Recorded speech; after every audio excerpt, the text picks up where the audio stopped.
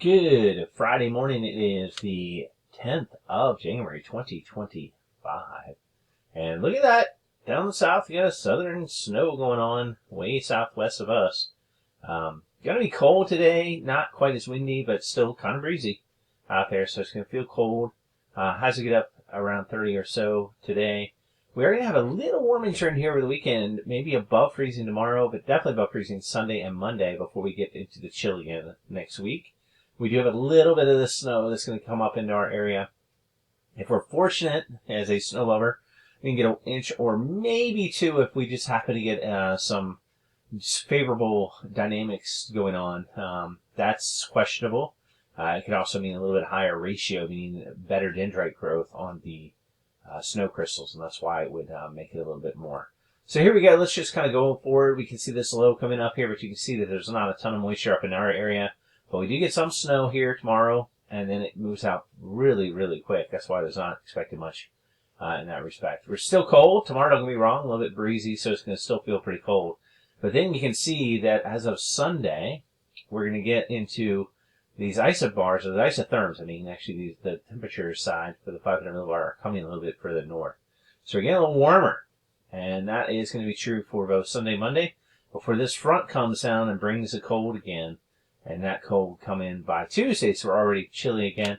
Here's another storm. Looks like it's not going to hook up to anything, so it's going to miss us to the south and just kind of peter out. It's just ripped up and stuff. So we go ahead and go forward, and so next week looks really cold. I mean, we're here on the east side, getting the strong winds again. I don't know if it'll be super windy, but at least the winds are in the right direction to keep us cold all through the week.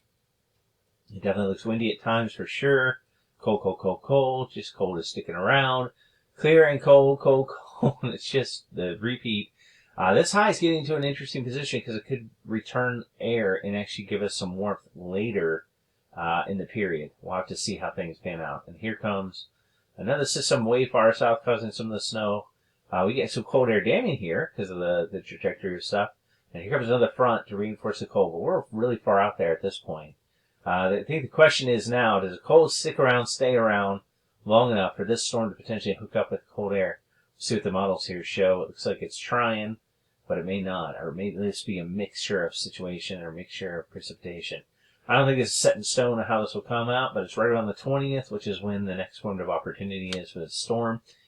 This storm, I wouldn't say exactly where it's going to be, but this looks like a strong one. It's a good signal for a strong East Coast low pressure system, and it brings the cold again. It's like super cold, really cold with strong wind chill and stuff after it.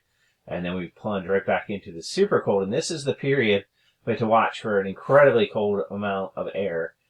Because this goes way up, it's going to tap the very cold air out of the North Pole, bring it down here. This is the chance where we have for temperatures to actually even drop below zero at night.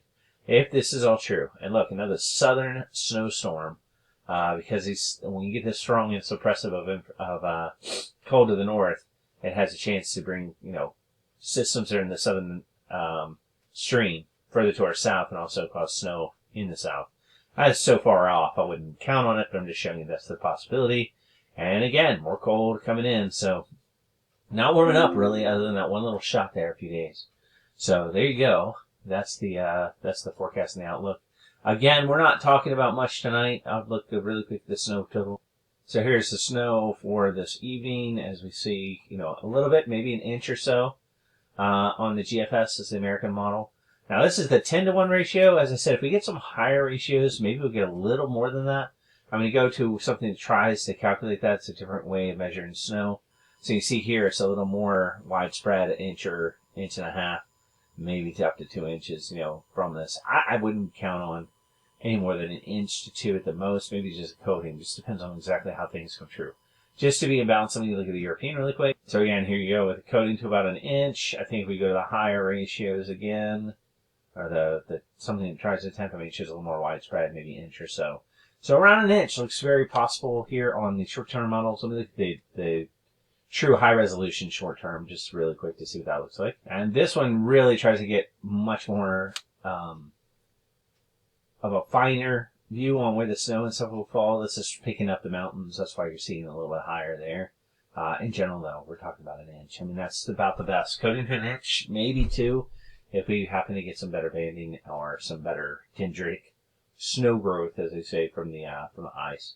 All right, that's it. That's been your Loudoun County Weather Outlook for Friday. Have an awesome day, awesome weekend.